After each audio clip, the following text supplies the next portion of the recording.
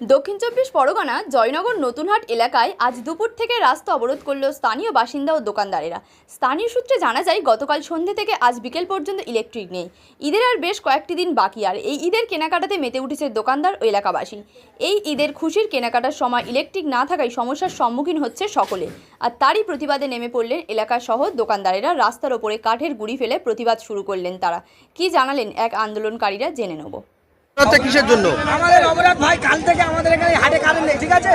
আমাদের একটা ঈদের বাজার চলছে, লোডশেডিং হয়, 1 ঘন্টা হয়, 2 ঘন্টা হয়, 3 ঘন্টা হয়। কালকে বেলা 10টা থেকে আর আজকের এই সন্ধ্যা পর্যন্ত না কারেন্ট থাকার জন্য আমরা সব দোকানদাররা মিলে অবরোধ করেছি। এর জন্য কোনো ব্যবস্থা নেয়নি সরকার, তাই তো? কোনো ব্যবস্থা নেয়নি আমাদের প্রশাসন থেকে হোক, কোনো দিক দিয়ে আমরা কোনো সহযোগিতা পাইনি। বাধ্য হয়ে আমরা পথ অবরোধ করতে বাধ্য হয়েছি। আমাদের দাবি একটা, আমাদের মোটামুটি ইলেকট্রিকটা এক্ষুনি ছাড়তে হবে, আমাদের যে প্রবলেম আছে সলভ করে দিতে হবে, করলে আমরা পথ অবরোধ তুলে নেবো আমরা। তো দাদা, এটা কতক্ষণ ধরে হচ্ছে?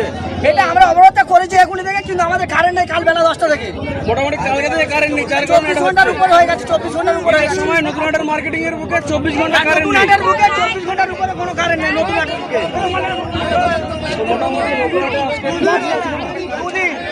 এখন কি প্রবলেম? না ঝড় আছে, না বৃষ্টি আছে, না কোনো কিছু আছে, কেন এতক্ষণ লোডশেডিং থাকবে? লোডশেডিংটা এতক্ষণ কেন থাকবে?